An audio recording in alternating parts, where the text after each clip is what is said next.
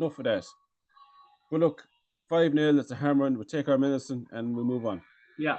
No, looking forward. Right.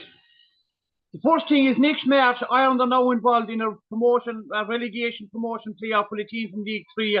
That draw will be made, and we can preview that next March as the man says when that come around. But to me, I'm going to say something now which might sound counterintuitive, but do you know what? The 5-0 hammering by England might not be. What it does is it everyone knows where we are. People like complaining about the referee and complaining about the manager didn't make substitutions. Let's be clear, we are where we are. We're down at that level.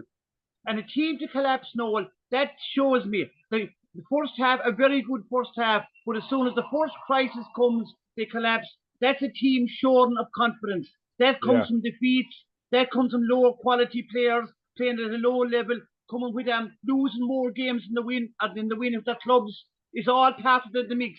But this fall down is going on for 8-9 years. It will not improve overnight. It's a long haul. It doesn't, in my opinion, it doesn't matter if Lee Carthy was the Irish manager, which this time last year people were roaring for. He would be in the exact same boat. So looking forward, you know what? It might be a good reality check for these pundits, these ex-players. Where I know they're all getting paid for their opinions, talking about.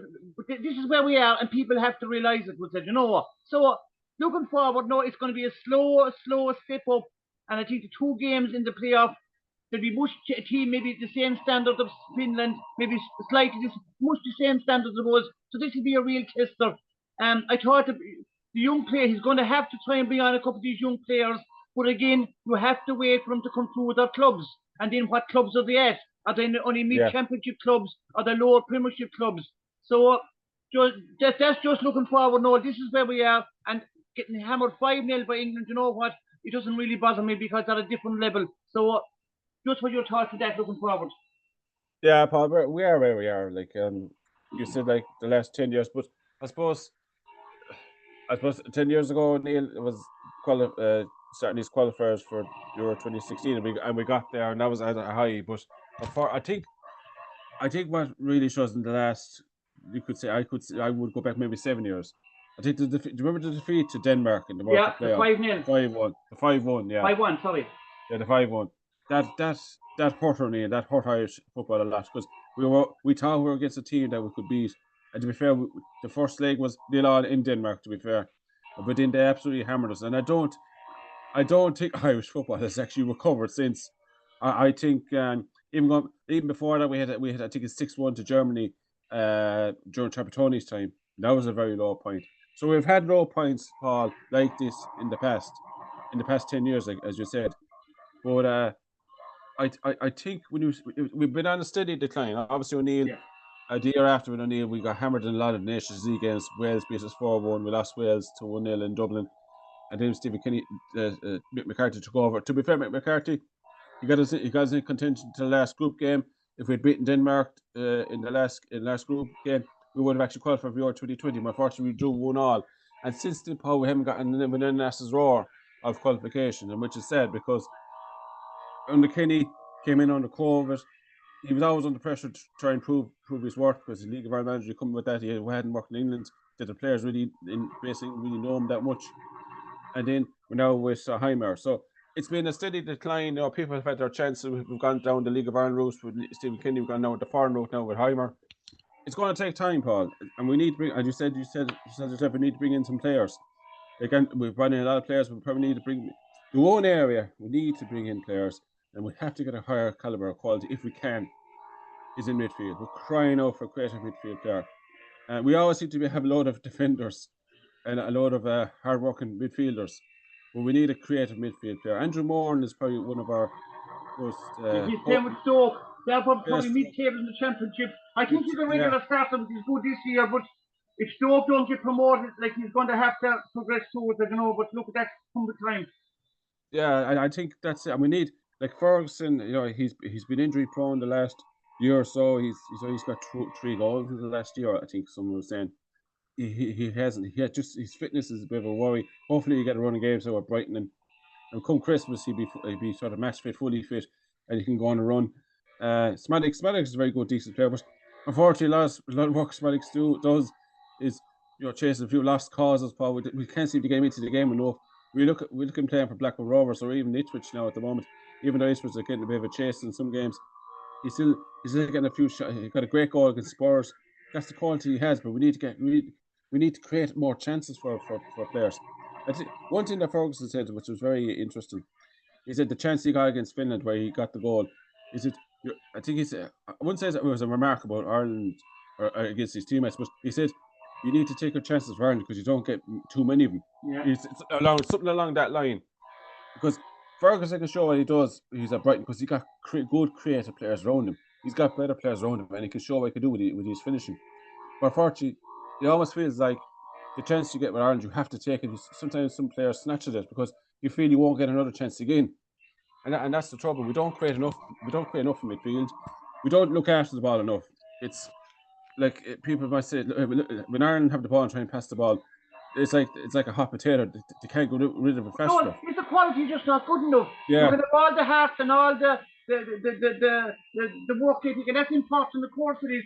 But ultimately, it comes down to the technical ability and the skill level. And at the moment, and it's a harsh reality, but we are where we are, and there's a reason for it.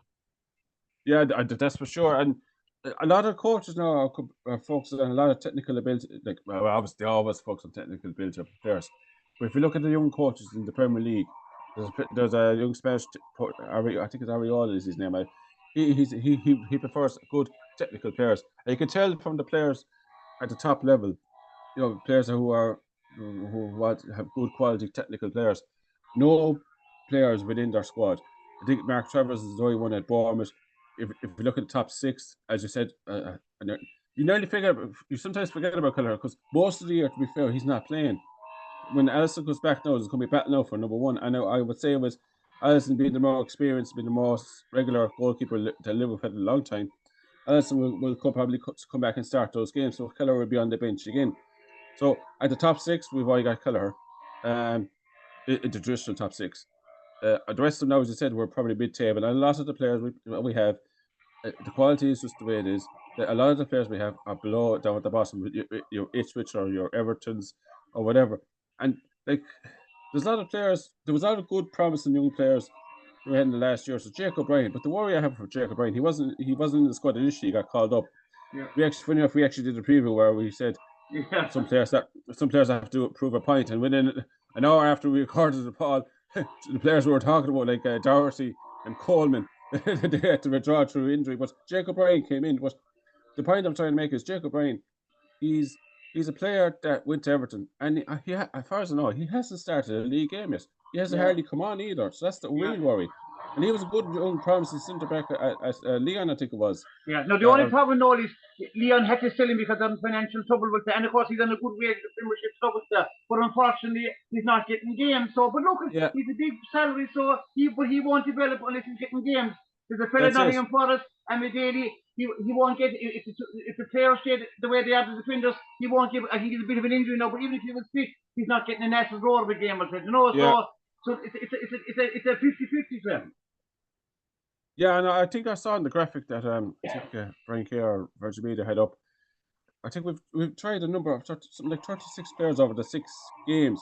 So players are getting their opportunity, but some of them are unfortunately either through loss of form or injuries or suspensions. Some players haven't played as much as we would like. There's a player, Jack Taylor. There is some hope in midfield. Jack Taylor that plays at Ipswich Town. When he played against Greece, I thought he looked a good player, good technical player. And Jerome as well. He was injured with this fixtures, but unfortunately, I think there is some small bit of hope there in midfield.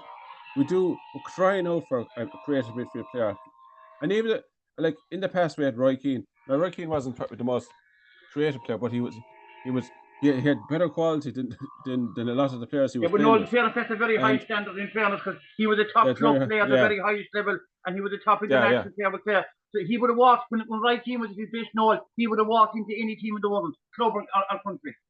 Oh, that's for sure. But that's the drop off in the quality we've had in the last 20 years, Paul. And I think you might people forget that we had players beside Roy Keane like Matt Holland or Mark Kinchlow, who weren't at the standard of Roy Keane was, obviously, to be fair, but they were playing at clubs like Charlton Athletic, a good mid-table club, or even getting into the top 10 or the top half. But no, just to clear up, Noel, with the players at the moment, we're lacking comfort. We don't have these fellas who put their chest out and have this Yeah, confidence. That comes from you're playing with clubs who are losing more games than you're winning. You know what I mean? And the defeats are building up. So, but look, we look forward now to quick vote. I know we'll preview next match whether the draw be made, but that'll be a real tester because you're playing a team the same standard as you, roughly the same standard.